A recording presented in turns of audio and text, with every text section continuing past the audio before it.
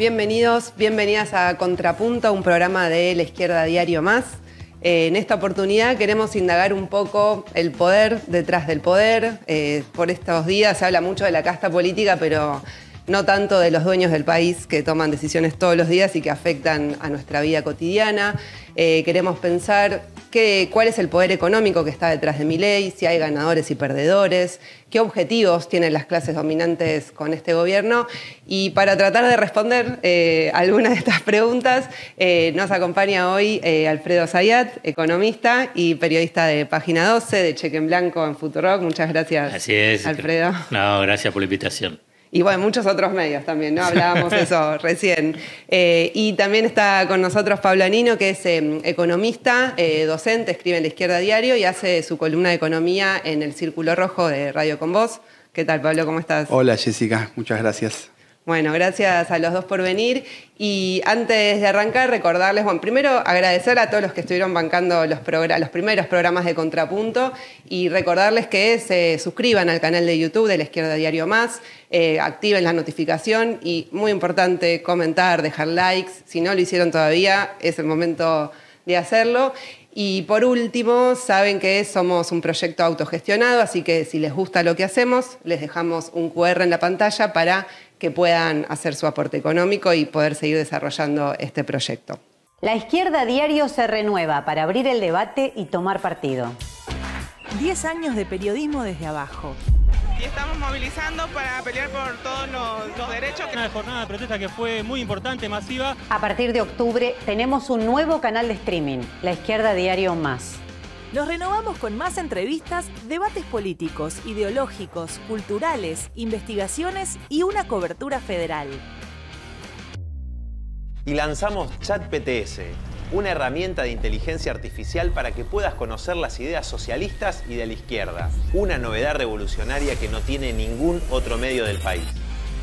Hacemos un periodismo libre de humo, que muestra lo que los grandes medios ocultan, para apoyar las luchas de la clase trabajadora, las mujeres y la juventud en todo el país, en el mundo y construir una salida socialista. Desde octubre, todo lo que al poder económico y a sus gatitos mimosos no les va a gustar en La Izquierda Diario Más. Un medio libre de humo.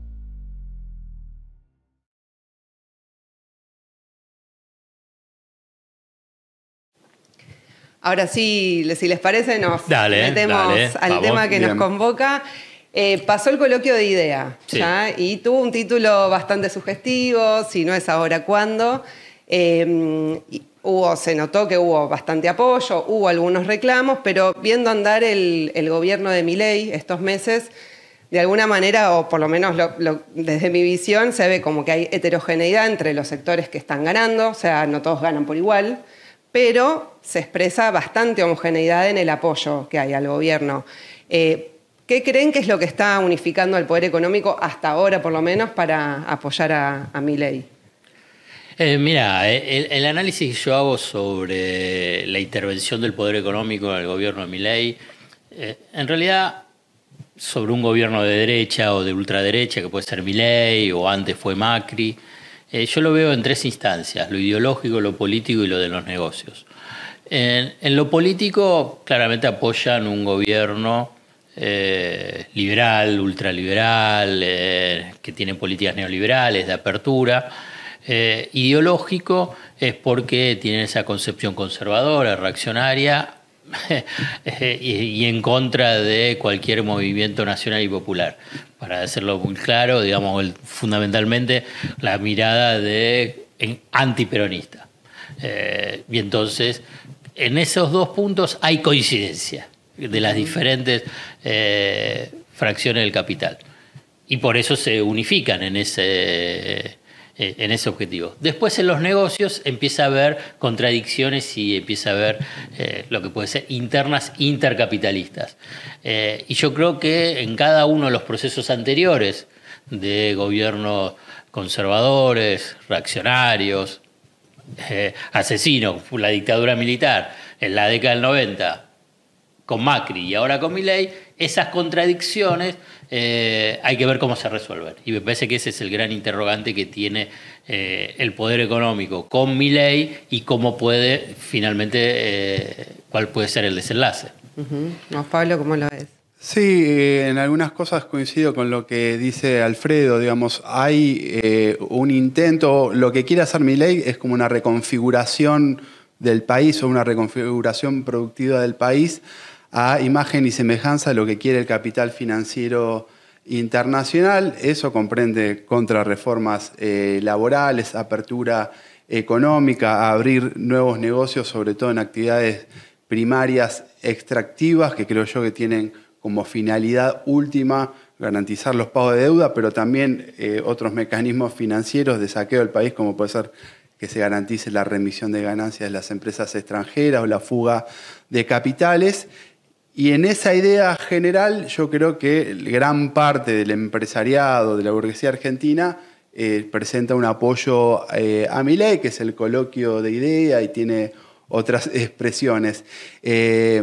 No obstante, sí, aparecen algunos problemas en el camino de eso, digamos, el sector pyme o de pequeñas y medianas empresas. Bueno, se expresó también en el coloquio de idea, quizás como no una voz tan fuerte, la de Carolina Castro, que es, bueno, fue en las listas de Randazzo el año pasado, que planteó que el esquema así no cerraba para las pymes, o otras expresiones que hay dentro de la Unión Industrial Argentina, donde creo que Funes de Rioja está tratando de contener una situación más crítica, donde los sectores pymes están perdiendo en esta situación actual. Entonces, me parece que hay un apoyo en tanto de esa idea más general, que es quitar derechos a la clase trabajadora, mejorar las condiciones de los negocios capitalistas, y después en el esquema concreto, el capital más concentrado, el capital financiero, creo que tiene ahí, lo ve bien al gobierno, quiere que se desarrolle su plan de gobierno, y después empiezan a aparecer problemas en otros sectores. Digamos, también habría que pensar el sector agroexportador, que yo creo que lo apoya, bueno, fue la rural, Milei, pero después también aparecen tensiones en relación a la relación cambiaria, si hay que devaluar, a las retenciones. Claro. Bueno, entonces ahí se abren interrogantes sobre... Por ahora no hay brechas grandes que digan, bueno, alguien que plantee otro modelo, están todos detrás de esa expectativa de que Milei avance. Pero después aparecen contradicciones, tensiones, que quizás también es lo interesante de ver del momento actual. No, pero vos fíjate que con esa intervención, tanto en la Unión Industrial Argentina como en el coloquio de idea de, si querés, la representación de pequeñas y medianas empresas o empresas vinculadas con el mercado interno, en lo político e ideológico no disienten. E incluso, te voy a decir, por ahí es más controvertido, es al interior de la mayoría de las pymes. Por ahí no sé si de los dirigentes, de algunos de los dirigentes, pero al interior del mundo pyme, del empresario pyme, yo creo que ha permeado mucho la concepción conservadora, liberal, la de apertura, pese a que pueda estar en contra de sus propios intereses. Claro. Entonces, pero después yo creo que esa disputa no se va a dar al interior, digamos, si querés, del capital, como sujeto importante, que es lo que le pasa a las pymes. Yo creo que se da en las fracciones del capital más concentrado. Y digamos, te pongo dos ejemplos. Con Alfonsín, la disputa se daba entre el capital internacional, financiero, si querés, la banca acreedora, y los grupos económicos locales, en función a qué pasa con los recursos fiscales, si era para pagar la deuda o para la promoción industrial o todos los subsidios que tenía, ¿no? Esa tensión derivó en la hiperinflación. En el gobierno de Menem, la tensión, primero hubo ese bloque, pudo ser hegemónico y de tensión con las privatizaciones. Claro. Ahí se armó la triple alianza. Cuando yo digo la triple alianza, es los grupos locales, la banca acreedora y los grupos de servicios multinacionales, tanto de Estados Unidos, pero fundamentalmente de Europa. Entonces ahí coincidieron. Ahora, cuando los grupos locales empezaron a salir de las privatizadas, empezó la tensión que se reflejaba en dolarización o la devaluación. Sí. El tema de dolarización viene de esa época, de fines de la década del 90. Bueno, ¿cómo se dirimió esa tensión intercapitalista con el estallido de la convertibilidad? No se fue a la dolarización, sino que se fue a una mega devaluación, que era una devaluación pero que se descontroló por diferentes motivos. Durante el macrismo también estuvo esa tensión, pero estaba representado, digamos, hegemónicos dentro de la fracción del capital, estaba hegemonizado por el capital financiero, por eso estaba Toto Caputo y la bicicleta, y los sectores del campo. Por eso les bajaron rápidamente las retenciones y devaluaron. Después se generó la tensión, porque ¿qué pasaba con los grupos industriales e incluso los energéticos? Para hacerlo más rápido, hoy lo que vos tenés que son hegemónicos. El capital financiero, por eso está Toto Caputo, está clarísimo. Se renovó, no se renovó el personal, digo, eso. Y dentro de la fracción del capital están las energéticas, fundamentalmente las energéticas. A todo el resto lo están sopapeando, digamos, muy fuerte. Esos son los sectores que vos ves. Y el campo también, al campo también. Al campo no le bajan las retenciones y le ponen un tipo de cambio atrasado. O sea que, vos fíjate, y por ahora no están diciendo nada. No, me refería a eso. No creo que haya una oposición ideológica a los preceptos de Milei o del gobierno de Milei desde las pymes, sino trataba de señalar los sectores que aún en ese apoyo general al programa de gobierno, la propia práctica del programa les empieza a poner tensiones de vuelta, y no porque uno tenga la expectativa que un programa alternativo pueda salir de las pymes. Creo que desde el punto de vista de la burguesía, evidentemente, un programa alternativo, si en algún momento se vislumbra, se plantea, se empieza a plantear embrionariamente, va a salir de las fracciones más concentradas, probablemente de las multinacionales con base en Argentina, etcétera. Pero sí me refería, quizás esto último que decías, que hay una tensión en el esquema económico con sectores industriales y con el sector agroexportador, ¿no? Y, digamos, no para cerrar, pero sí como, digamos, ¿por qué pongo tanto énfasis? Y acá también por ahí es controvertido.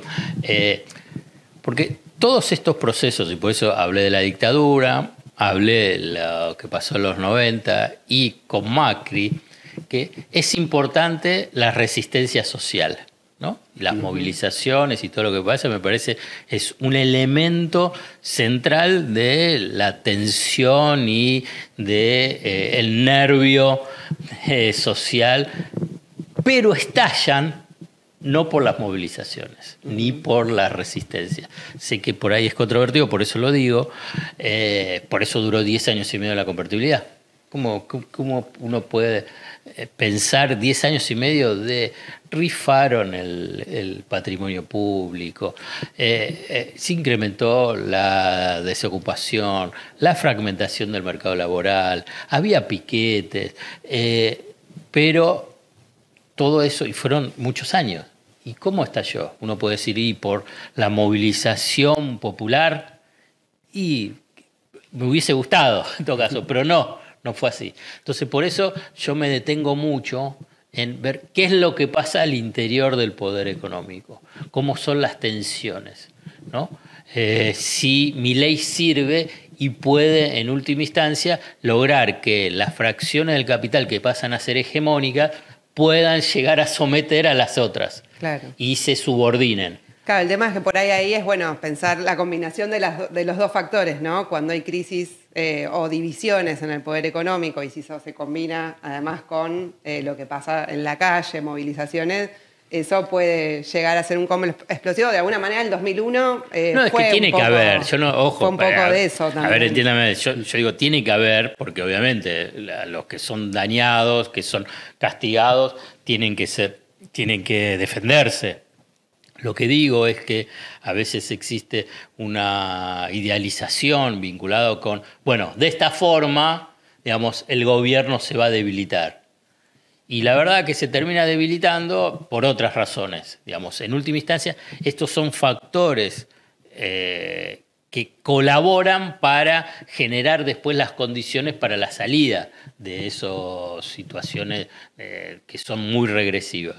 No, eso es evidentemente así. Igual yo creo que las luchas populares, las luchas de las clases trabajadoras son un factor. Quizás después se desenvuelve en favor de una fracción del capital en detrimento de otra, y quizás también es parte de la catástrofe social argentina de las últimas 4 décadas que esto haya ocurrido así, que la salida de la hiperinflación de Alfonsín se canalice vía el menemismo y un ataque generalizado a la clase trabajadora, aceptando muchas de las políticas que iban en contra de sus derechos, las privatizaciones, etc.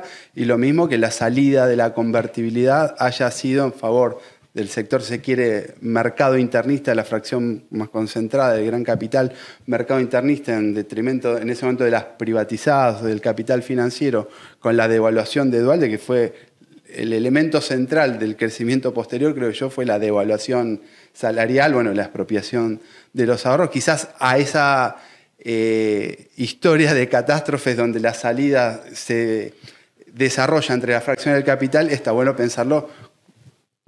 En estas condiciones estamos difíciles, pero cómo se desarrolla en favor de las mayorías populares, la clase trabajadora, ¿no? Para avanzar y no ser tan pesimista, digamos, yo creo que, no, porque qué sé yo, puede ser por los años, puede ser por la experiencia, es que en estos ciclos de retroceso y de agresión a los sectores populares, es que lo que tiene que primar es la construcción de alianzas a futuro, precisamente para generar, digamos, hoy sería un cordón sanitario para, digamos, frente al avance de la derecha y la ultraderecha, porque lo han manifestado.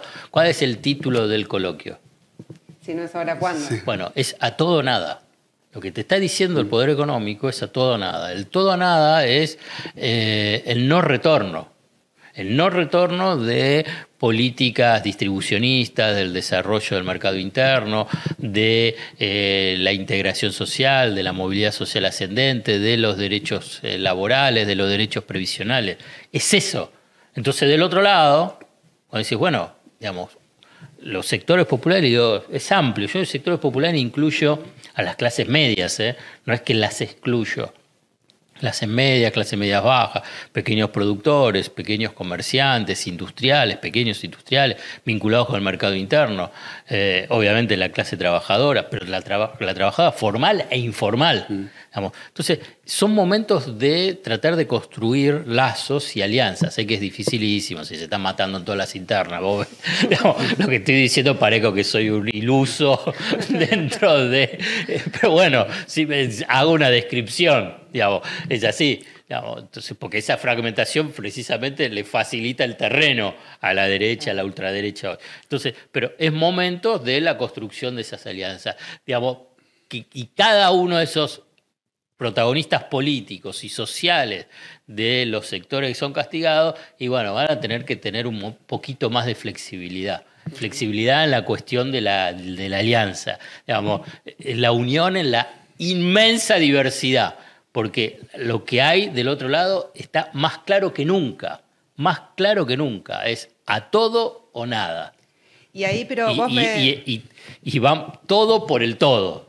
Apuestan todo por el todo. Claro, vos mencionabas también ahí, bueno, lo del agro, ¿no? Porque uno ve que sí, o sea, están los sectores que están ganando más, sector financiero, ni hablar, todo el sector energético, hidrocarburos.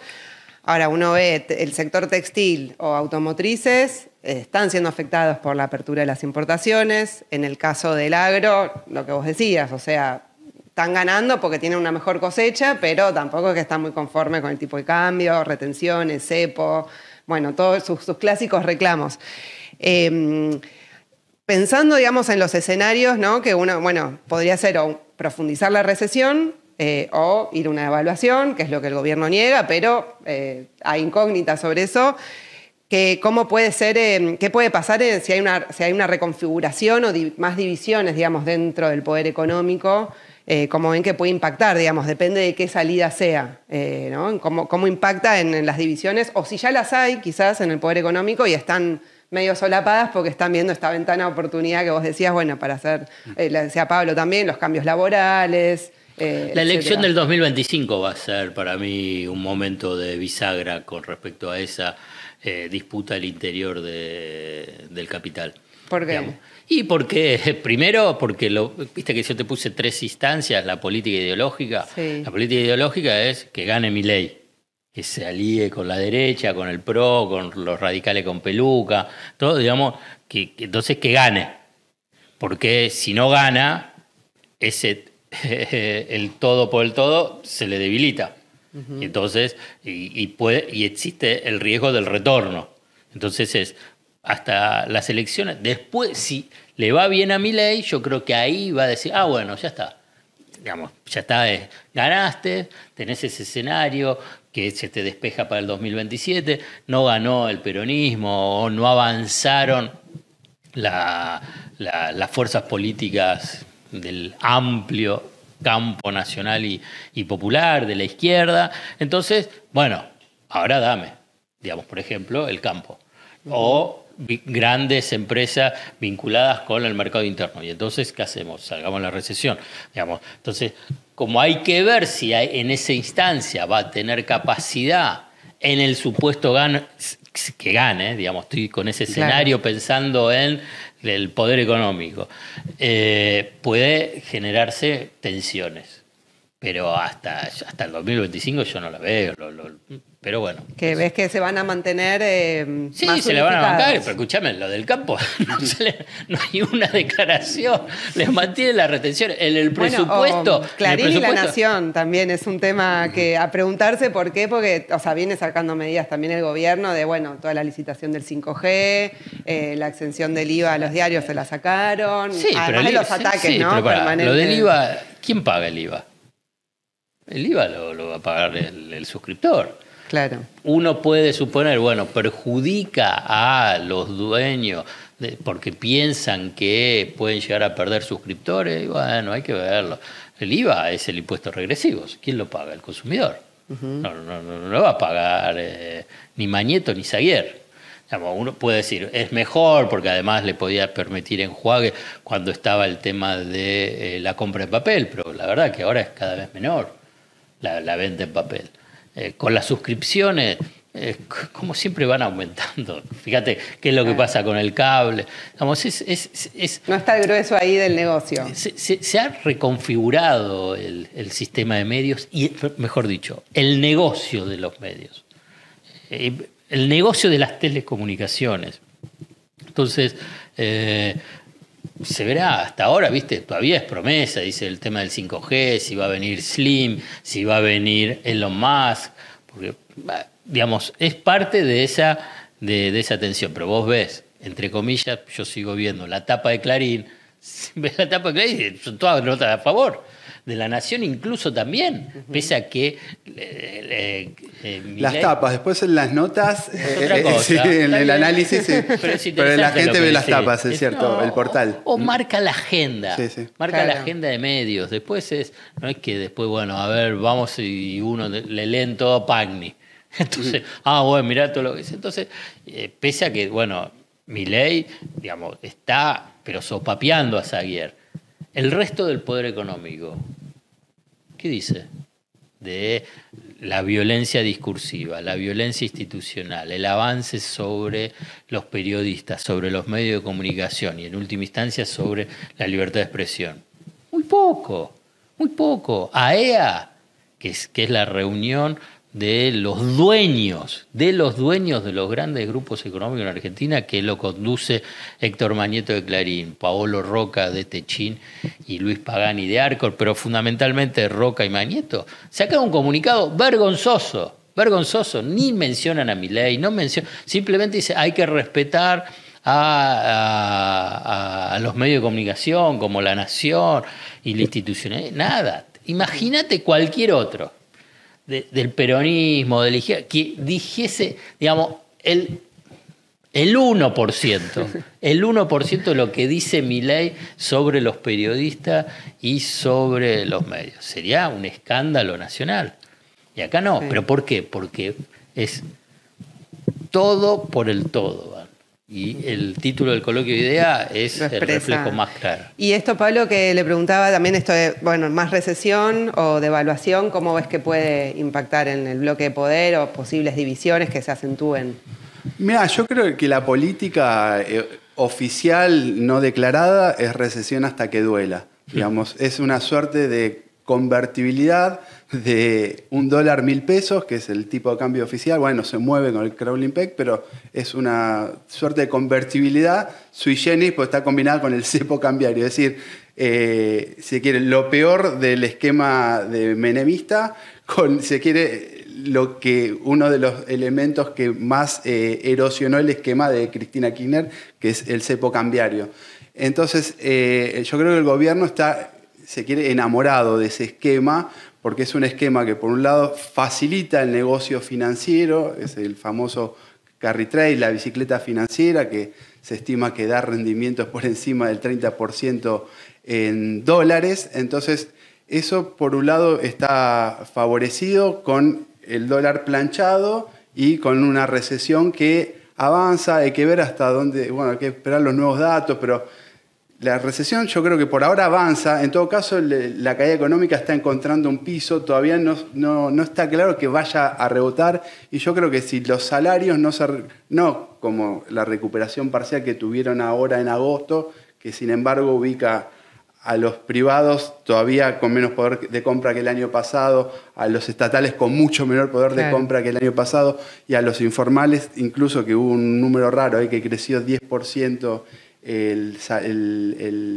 salario en agosto, también igual los ubica peor que el año pasado. Si no hay una recuperación sustancial del salario, si no hay una política del Estado de gasto público, es muy difícil, creo, que haya un motor en la economía. Claro. Por lo cual, para mí, la política es recesión hasta que duela, hasta que a ver cuánto aguanta la crisis social esa recesión. Ese esquema tiene un problema, digamos, tiene un problema. La no devaluación, para mí, termina erosionando el negocio agrario en algún nivel. En algún nivel. No es que liquida el negocio agrario, en algún nivel entra en una tensión. El sector mercado internista, que ve que con ese tipo de cambio planchado se favorece también las importaciones, y ahora incluso que sacan en diciembre el impuesto país, erosiona también el negocio del sector industrial en general. Después vemos que, si uno ve los balances de las grandes empresas alimenticias y demás, son balances que mejoraron mucho, digamos.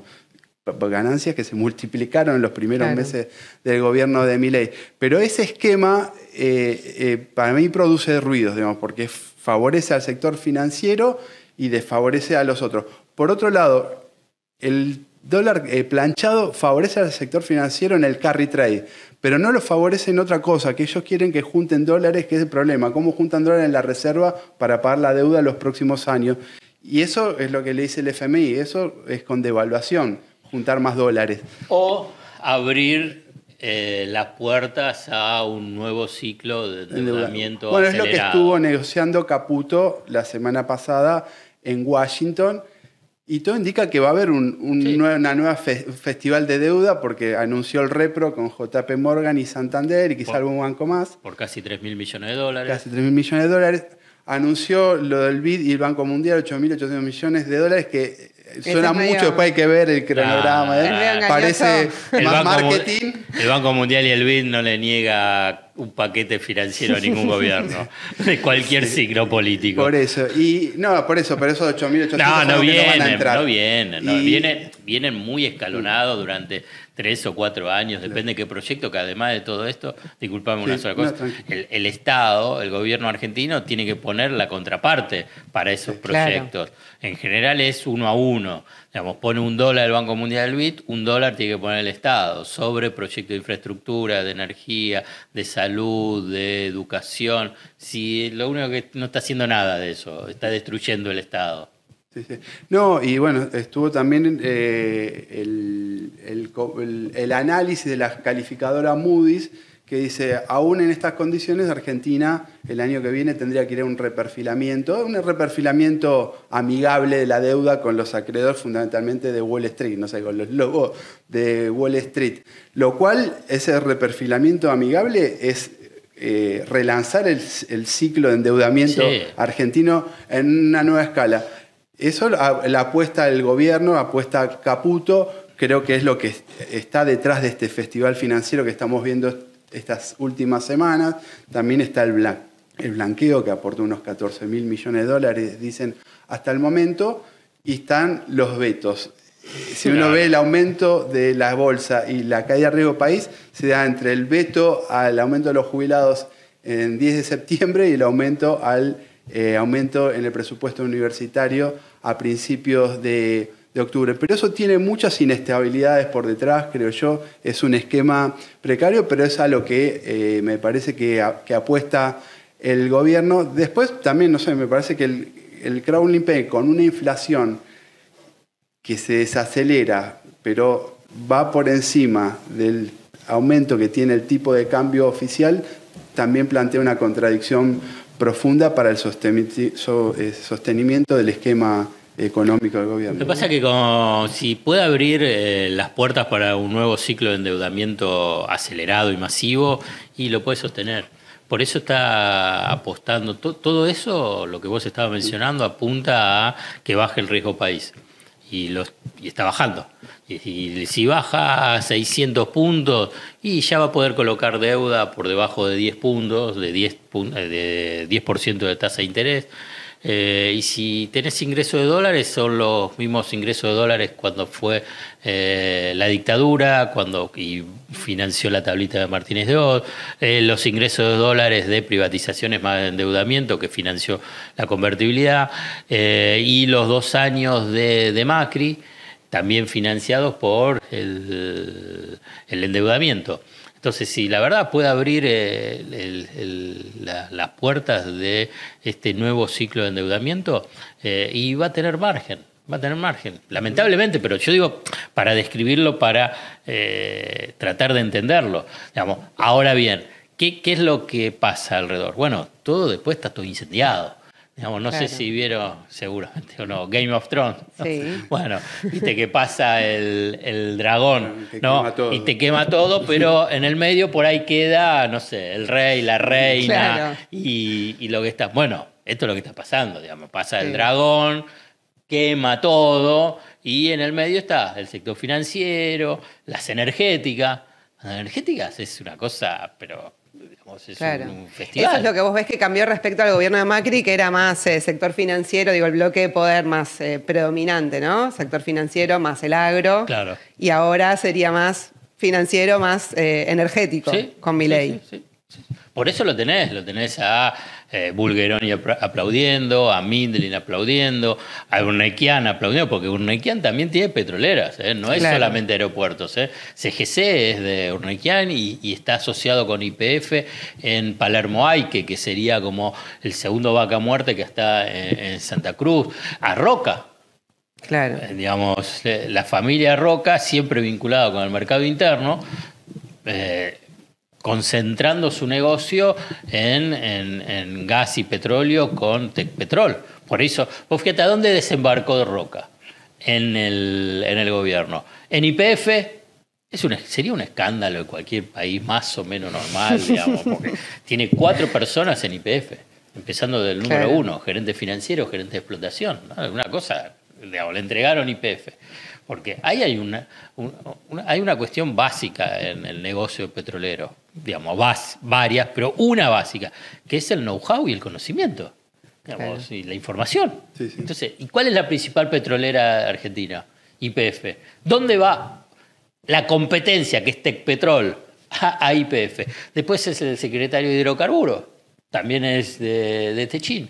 Bueno, entonces está concentrado ahí en ese negocio. Y bueno, después verá con el tema de qué pasa con el mercado interno, qué pasa con el mercado de exportación, pero claramente vos tenés ahí un grupo económico que en la década del 90, en la salida de la convertibilidad, estaba más vinculado, como vos decías, al mercado interno. Por eso, ¿qué es lo que quería? Quería la devaluación. Claro. El padre de Paolo, Roberto, que pisaba muy fuerte y participaba de la Unión Industrial Argentina, que es lo que quería, era la devaluación, no la dolarización.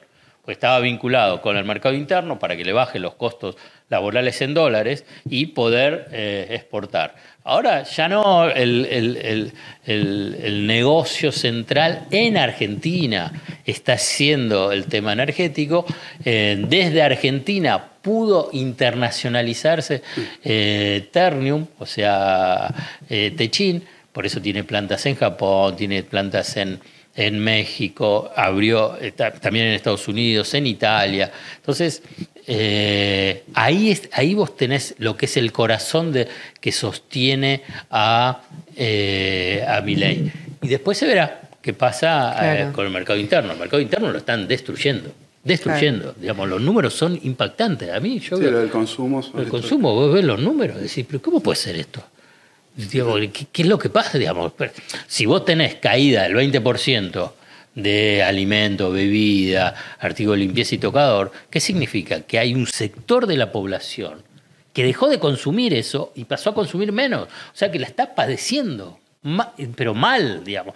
No es que vos decís, bueno, bajó un poquitito, ¿no? Y además con tarifazos, porque vos mencionabas lo del aumento de salarios. Que es cierto, después de, el masazo. Sí.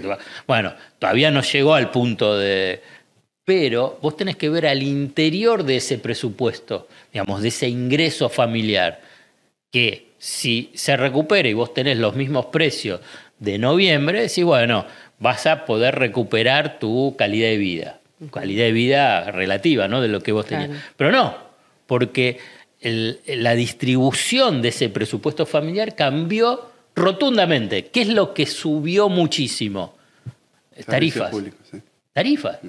Transporte fundamentalmente, luz, gas, agua. Entonces, en el supuesto que llega al mismo punto, mirá cómo se recuperó. Ay, sí, pero... ¿Qué estás consumiendo? ¿Qué es lo que estás consumiendo? Claro. Y gran parte, digamos, se la llevan los servicios públicos. Sí se pagan, porque va a llegar un momento que se va a pagar. Ya en provincia de Buenos Aires algunos ya están dando señales de que no son impagables esas boletas, así que son realmente impagables. Sí. Y sí, bueno, entonces vas a tener más gente colgada. Claro. Lo que está pasando con el tema del transporte para tratar de evitar el molinete y dejar de consumir gas y empieza por ahí el consumo a leña o lo que se puede hacer.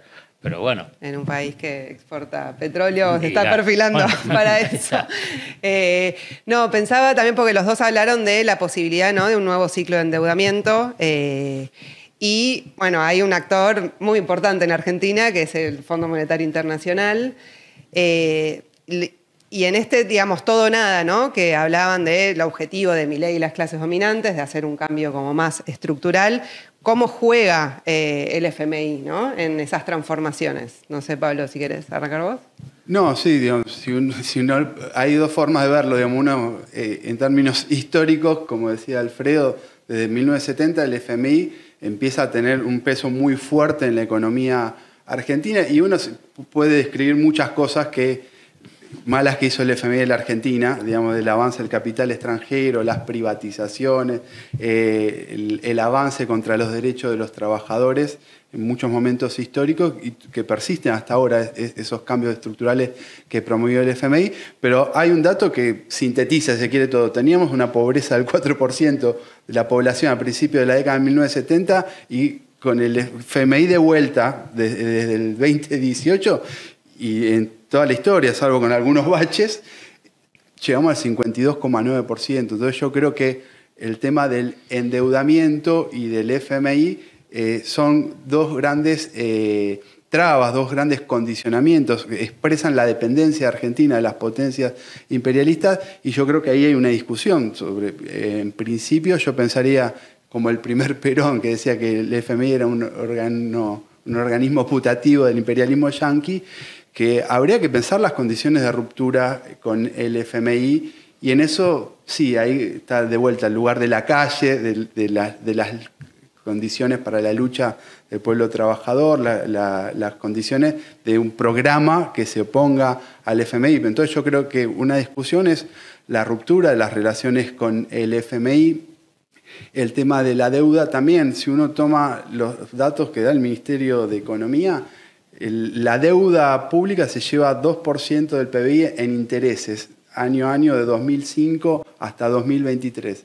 Si uno le incorpora el capital, se lleva el 11%. Algunos dicen, bueno, el capital se repaga con nuevo endeudamiento, etc. Claro. Pero es un esquema de dominio que tiene muchas patas. Tiene a los lobos de Wall Street, al capital financiero internacional, tiene al FMI como el garante de esos negocios financieros, después tiene los bancos privados y las calificadoras, que es como una maestra ciruela, ¿no? Como el índice de riesgo país o Moody's, que dice si uno va bien o va mal. Si ajustar a los jubilados y a los universitarios va bien, baja el riesgo país. Bueno, yo creo que una discusión es terminar con eso. Sé que no es fácil, es una discusión difícil, pero bueno, la ruptura de relaciones con el FMI me parece que es una parte de la discusión, lo mismo que el desconocimiento soberano de la deuda. En Argentina hay muchos elementos para discutir el desconocimiento soberano de la deuda. Digo, Caputo es la persona que los expresa. Digo, desde los bonos de delivery que los fondos de Nueva York decían que él emitía, se lo dijeron a Alberto Fernández cuando estaba por asumir. No, nosotros le pedíamos a Caputo que emita dólares porque teníamos sobrante de dólares, que emita bonos porque teníamos sobrante de dólares en Nueva York. Hasta el bono a 100 años que emitió en favor de JP Morgan y de Deutsche Bank y de otro fondo de inversión, que eran los bancos donde él había sido empleado, y en favor de otro fondo de inversión que él había creado, digamos. Sí. Bueno, la deuda, el crédito con el FMI, el préstamo con el FMI, que en gran parte se fugó, lo demostró un informe del Banco Central de principios de 2020, gran parte del crédito del FMI y de los créditos de endeudamiento previo se fugaron en manos de Pampa Energía, de todas las grandes empresas que mencionaba Alfredo. Entonces, hay un esquema de deuda y fuga de capitales. El FMI, el propio estatuto del FMI, prohíbe que el FMI preste para que se lleve adelante un proceso, para que se facilite un proceso de fuga de capital. Entonces, hay elementos para decir, esto es una deuda odiosa, creo yo, que es una doctrina internacional que indica que si el endeudamiento fue realizado contra el pueblo, contra la nación o el pueblo de la nación, y en este caso creo que es así, ese endeudamiento sirvió para empobrecernos.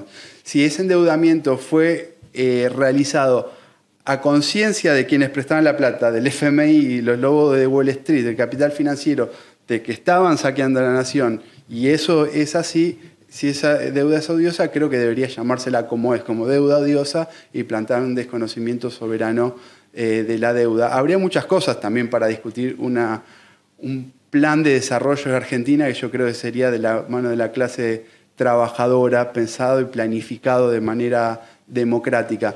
Pero creo que partiría de discutir esas cosas, porque si uno quiere que el salario alcance para llegar a fin de mes, si quiere que las jubilaciones alcance para llegar a fin de mes, si quiere terminar con la pobreza que hay en el país, creo que hay que discutir las condiciones estructurales de dominio y de atraso que tiene la Argentina. Y para mí es muy interesante lo que planteaba Alfredo antes de las alianzas.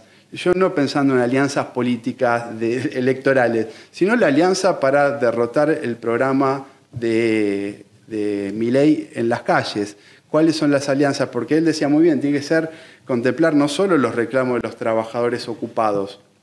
Hoy la CGT no representa ni siquiera los reclamos de los trabajadores ocupados, pero hay que ver cómo entre la clase obrera ocupada y desocupada se plantean, porque la división la genera la clase capitalista, esa división por necesidades de acumulación de capital, entre ocupados, desocupados, entre los que están en planta y los que están precarios. ¿Cómo se une esa fuerza? ¿Cómo se hace una alianza para unir esa fuerza? Bueno, yo creo que hay que buscar las condiciones para que eso se una, lo mismo que se una a los estudiantes, a la salud que está en lucha ahora con Laura Bonaparte o el Garrahan. Entonces hay que buscar una alianza que se plante en las calles para derrotar al plan de Milei y que se pueda poner en el centro de la organización económica del país no como le pagamos al FMI, no como Caputo nos endeuda y nos hipoteca eternamente nuevamente, sino como se atienden las necesidades sociales más urgentes, me parece. Coincido en la descripción, pero ahora viene el reformista. ¿Qué es lo que puntualmente sobre el tema del FMI? Yo coincido en toda la descripción. El FMI es el instrumento financiero de sometimiento de las potencias occidentales, fundamentalmente de Estados Unidos, pero acá ahí también se suma las potencias europeas. Pero en estos últimos 10 años, fundamentalmente, pero los últimos 20, pero los últimos 10 años, pasó a tener un rol muy importante China en el Fondo Monetario Internacional. Y a China le importa el Fondo Monetario Internacional y le importa tener peso dentro del Fondo Monetario Internacional. No es que China dice destruyamos al Fondo Monetario Internacional. ¿Por qué digo esto? Porque si rompes con el Fondo Monetario Internacional y haces el default con el Fondo Monetario Internacional, estás haciendo el default a estos países, a los países. Teniendo en cuenta, vuelvo a repetir, lo que significa el Fondo Monetario Internacional. Es el instrumento financiero de sometimiento geopolítico en el área del dólar de Estados Unidos, ¿no? Entonces, pero si Argentina dice, no le pago al Fondo Monetario Internacional, no solo te castiga Occidente, sino que China también. Porque se cae el swap, se caen los créditos de financiamiento de infraestructura, que pueden ser las represas, como de ferrocarril, independientemente que ahora Milei lo tiene todo suspendido, ¿no? Pero yo te digo, a nivel de tratar la lógica. Entonces, uno puede decir, bueno, igual rompemos, no le pagamos. Y, digamos, es 45.000 millones de dólares. Argentina es el principal deudor del Fondo Monetario Internacional, por consiguiente, para el fondo es un golpe, sería un golpe, pero muy, muy fuerte. Para poder sostener esto, internamente y externamente, es decir, ¿a quién le vas a vender? Porque te van a empezar a ver los castigos. Los castigos como, viste que hoy el tema de los castigos comerciales están muy vinculados con los conflictos bélicos, ¿no? O por tratar de apropiarse de recursos estratégicos, por ejemplo el petróleo. En este caso es que sería el castigo vinculado con el tema financiero. Yo lo que estoy diciendo no es que a mí me gusta, simplemente es lo que yo describo, digamos, en el sentido de plantear, decir, claramente lo del fondo es lo que yo te mencioné, esa deuda es impagable, esa deuda condiciona las políticas económicas, condiciona a los gobiernos, condiciona cualquier estrategia de desarrollo nacional, condiciona cualquier idea de que incluso trabajadores formales e informales puedan ser partícipes de un proyecto político y económico y ser hegemónicos dentro de ese proyecto, pero vivís en el contexto de una situación de que sos un país periférico, un país muy vulnerable y que no te va a apoyar nadie, lamentablemente. Digamos, o sí. No, digamos, hay varios países que capaz que estarían interesados. No creo. Bueno, la verdad, digamos, ojalá fuese así, ojalá sí, pero no me lo imagino a Brasil apoyando, digamos, para pensar eso. No me lo imagino ni a México apoyando eso, digamos, en el sentido de esa ruptura. Vuelvo a repetir, para que quede claro, digamos, es en todo caso un drama, es una tragedia. Tener el fondo es una tragedia social, política, económica. Entonces, decir, bueno, a ver cómo lo podés resolver, y bueno, la verdad, es una trampa precisamente el sometimiento. ¿Por qué te pueden someter? ¿Por qué pueden someter a un país periférico como la Argentina, pese a las riquezas que tiene? Y ojo, no es de resignación. Si querés, lo mío es yo me lo autocalifico, de un crudo realismo dramático vinculado con este condicionamiento. No. Si uno dice, bueno, la historia reciente, ¿dónde se rompió con el FMI? ¿Dónde se desconoció, hizo un desconocimiento soberano de la deuda?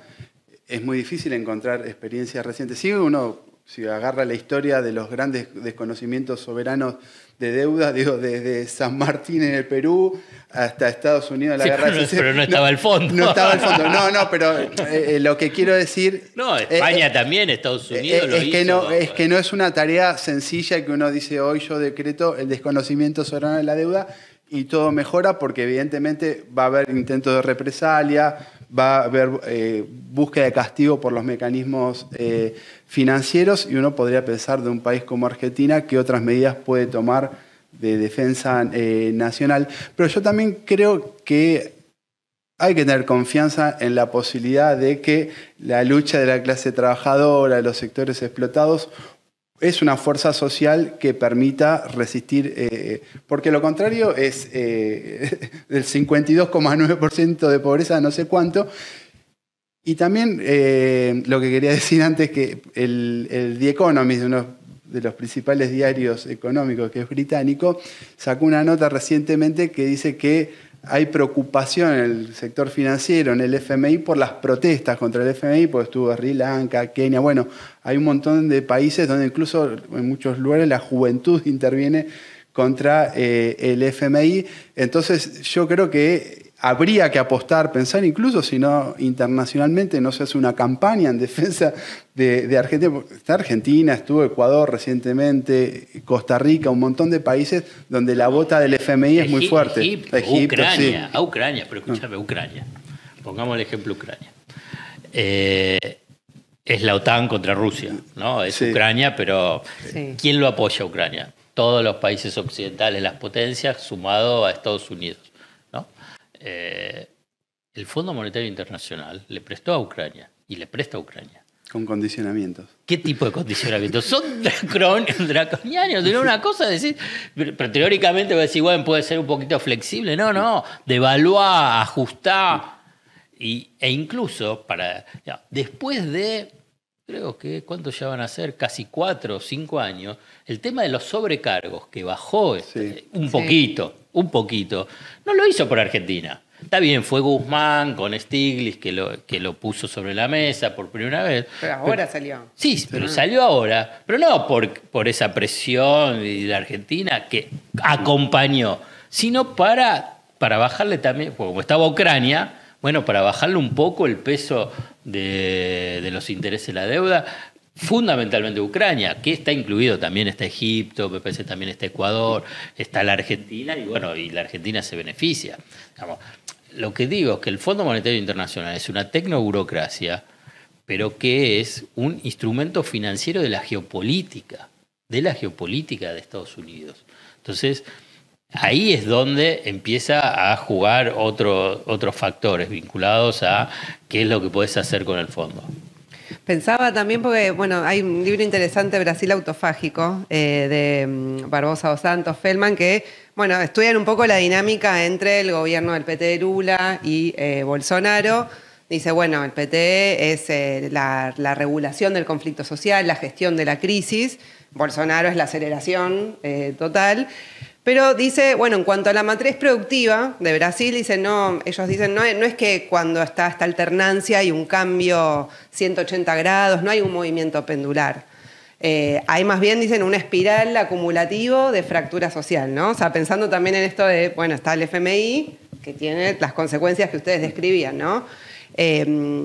Y que las clases dominantes que por ahí estaban contenidas con el gobierno del PT, después, con el cambio con Bolsonaro, arrasan de nuevo, pero que se mantiene esa espiral, ¿no? O sea, ¿ven que hay algo de eso en la dinámica, o sea, de Argentina de los últimos años, en el sentido de este espiral acumulativo?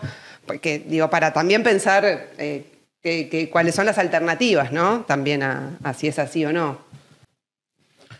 Lo que veo a diferencia de Brasil, y que yo creo que va también en línea con lo que hablábamos antes del poder económico, que en Argentina sí es pendular.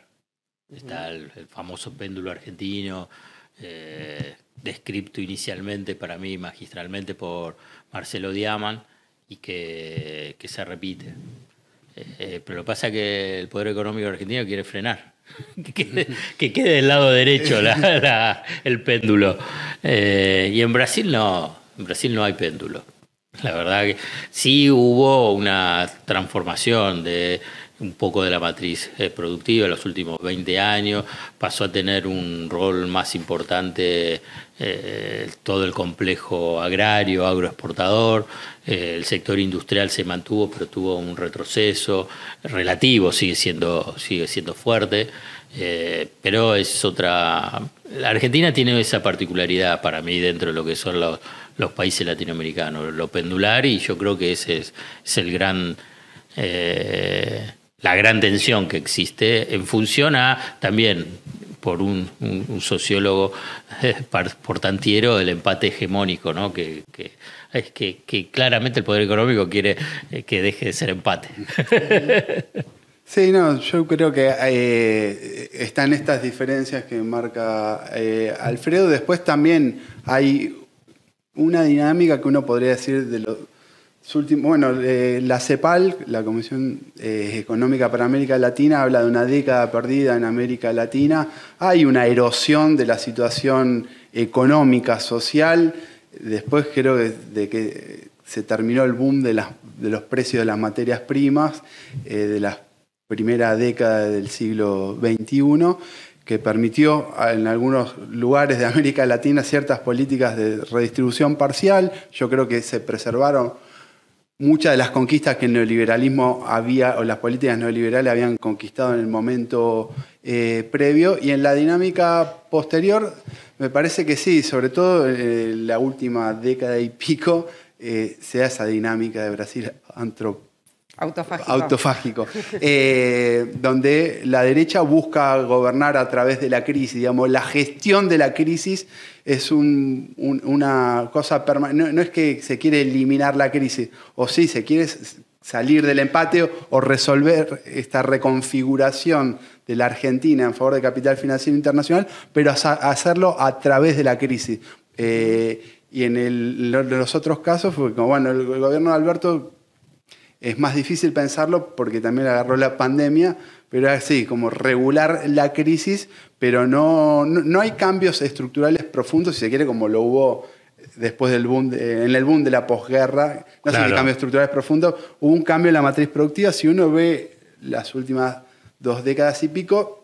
Claro, acá lo que fue la dictadura militar, que ahí fue un cambio. Lo que decís a mí, el tema de la década perdida, digamos, la segunda década perdida. Por la primera fue la década del 80. Hace referencia a la del 80. La del 80, pero acá esta última es otra década perdida de América Latina. Te explica mucho el avance de la ultraderecha. No es lo único, hay varias variables que para mí son relevantes, pero el tema de la concentración del ingreso, el deterioro de la calidad de vida, del bienestar general, el deterioro de las condiciones materiales de la mayoría de la población explica el avance de la ultraderecha, porque ese ciclo fabuloso de precios internacionales elevados que permitió políticas redistributivas y mejoras no avanzaron sobre la modificación de la matriz productiva en forma consistente. En el caso argentino, pero también lo ves, cuando vos mencionaste Brasil, al revés, se primarizó Brasil. No profundizó las políticas industriales e incluso de un salto tecnológico para esas de las políticas industriales, o sea, de la industria, ¿no? De la industria de punta.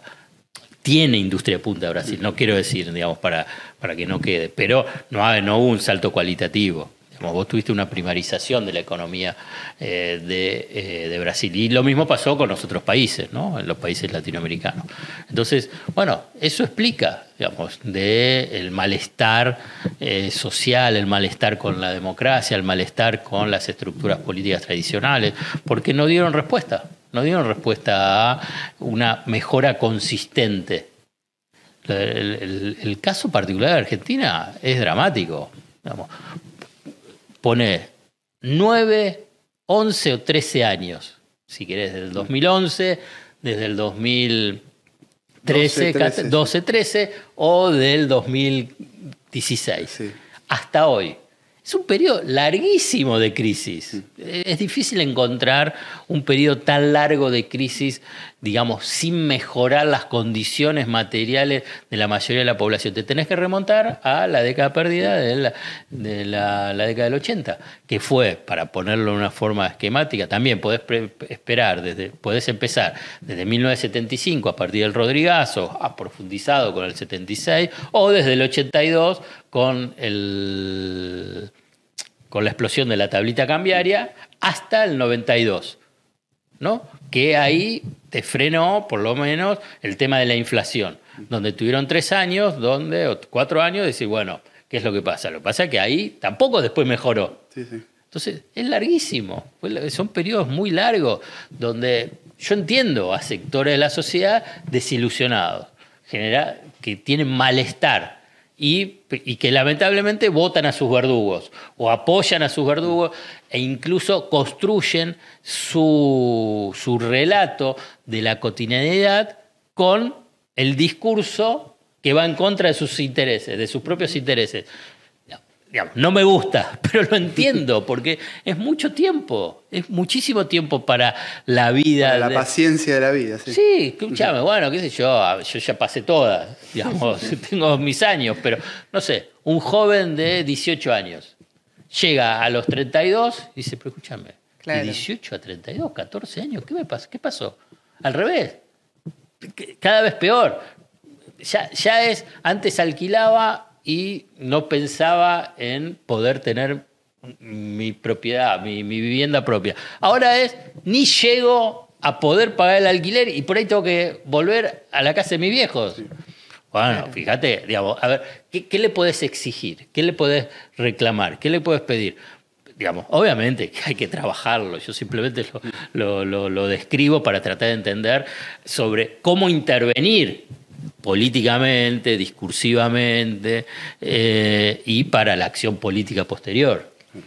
Bueno, pero ahí también pensaba, ¿no? Porque es como que uno ve que cambió mucho, ¿no? En todo este periodo que ustedes señalaban, que hay una clase dominante mucho más ligada al extranjero, que mira mucho más lo que pasa en el mundo o está más impactada por las crisis internacionales, está transnacionalizada, financiarizada.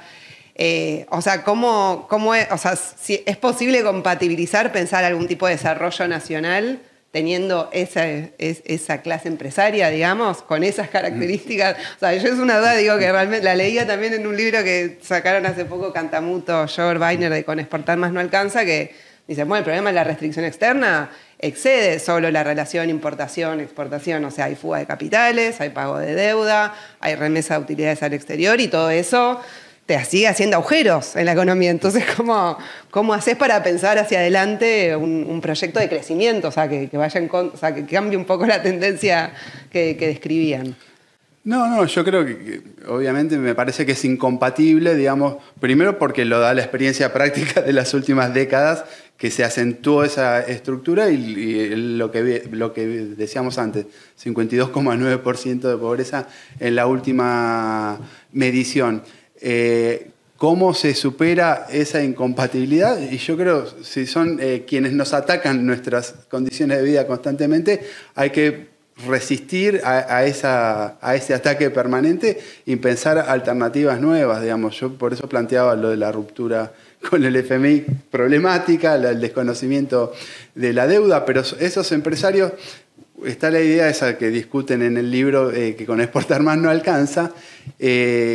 Las grandes empresas mayormente transnacionalizadas, aún las que son con base en Argentina, entre comillas, como Techin, dominan el comercio exterior, tienen el 70%, 100, 200 empresas argentinas, del comercio exterior, el 75% de la facturación entre las 500 grandes empresas. Es decir, tienen un poder muy importante y en la medida que se desarrolle ese poder, la concentración va a ir creciendo, no va a ser menor. Por lo cual yo creo que hay que romper con el esquema, por un lado, de dominio, dependencia del capital extranjero, con los factores del atraso. Son factores de atraso porque fugan capitales, porque se llevan sus remesas, sus ganancias al exterior, no invierten en el país, por lo cual yo creo que un plan de desarrollo, los recursos que se ahorrarían uno en no pagar la deuda externa o la deuda pública. La deuda pública después hay que ver, porque después hay acreedores. Ahora cualquier persona con el home banking accede a títulos de deuda también, que hable que la problemática de la financiarización a un nivel ya muy personal. Pero si los recursos que, entre comillas, se ahorrarían por no pagar la deuda, se destinarían al desarrollo nacional, a realizar nuevas industrias, a un plan de obras públicas para construir viviendas, a desarrollar las infraestructuras necesarias del país. Lo mismo de la fuga de capitales. Es difícil pensar, porque ahí se calcula, no sé, más de 400.000 millones de dólares en paraísos fiscales o en otros lugares del exterior que tiene los más ricos del país o los grandes empresarios argentinos. Es difícil cómo se trae esa plata de vuelta para acá, pero por lo menos si se corta ese chorro de salida permanentemente, hay recursos. Yo siempre me gusta decir la idea que dice, faltan dólares en Argentina, y la restricción externa es un problema cierto de la Argentina, opera de manera estructural la relación de exportaciones e importaciones, pero también la restricción externa, digo, que no lo explicamos, es que se detiene el crecimiento, el desarrollo económico por falta de dólares, ¿no? Yo creo que decimos faltan dólares. Yo creo que en Argentina es relativo el término faltan dólares. En realidad sobran fugadores, sobran pagos de deuda, porque Argentina en las últimas 2 décadas generó unos 200.000 millones de dólares de superávit comercial. O sea, sobran dólares. No está claro, ¿no? Faltan dólares en el Banco Central. Claro. Faltan dólares para la política económica. Claro. No es que la economía argentina es una generadora de rentas extraordinarias, o sea, de riquezas extraordinarias. Por eso se puede recuperar. La verdad, con las crisis que padeció la Argentina, otro país todavía sigue postrado. Es imposible que pueda recuperarse. En cambio, la Argentina sí. Recuperarse en el sentido de mantener cierta institucionalidad, cierto orden económico. Obviamente que cada una de las crisis provocó mayor deterioro de la calidad de vida, incremento de la pobreza, deterioro salarial, fragmentación laboral, mayor informalidad. Pero otro país directamente queda postrado. En cambio, como la Argentina tiene mucha riqueza, y entonces tiene riqueza vinculada con la renta petrolera, renta gasífera, renta minera, renta del sector agropecuario. Digamos, es un país muy rico, por eso, después vos decís, semejante golpes, hiperinflación, 2 hiperinflaciones tuvo la Argentina, la de Alfonsín, la de Menem. Después tuviste el estallido de la convertibilidad. Después tuviste ciclos de endeudamiento como el de Macri, niveles de estancamiento que, como antes hablábamos, de 10 años. La mega devaluación de Milei. Entonces, bueno, pero obviamente que se genera mucho dólar y hay muchos dólares. Por eso a muchos de las clases medias altas, digamos, este periodo de estos 10 meses, muchos estuvieron quemando sus dólares. Desahorrándose. Claro, porque ahí tuviste una acumulación previa y después vendrá otra acumulación, digamos, pero porque la Argentina es muy rica. Cómo se canaliza esa riqueza, cómo se distribuye esa riqueza, es un gran desafío. Bueno, ya llegamos, estamos ya en tiempo. Yo me quedaría hablando un buen rato más. Pero no vamos a resolver toda la economía argentina. Vamos a tener que hacer muchos debates más como esto para poder avanzar. Bueno, no sé si quieren un minuto de cierre con alguna reflexión final para terminar y ya los despedimos.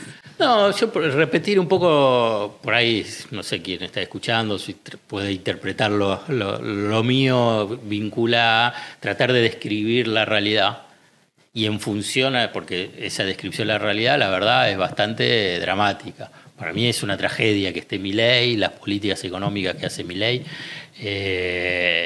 y para mí lo más relevante, ya desde antes, no solamente ahora con Milei, es la posibilidad de salir de ese péndulo y que la derecha sea dominante y hegemónica, es una construcción de una amplia alianza social, política y económica.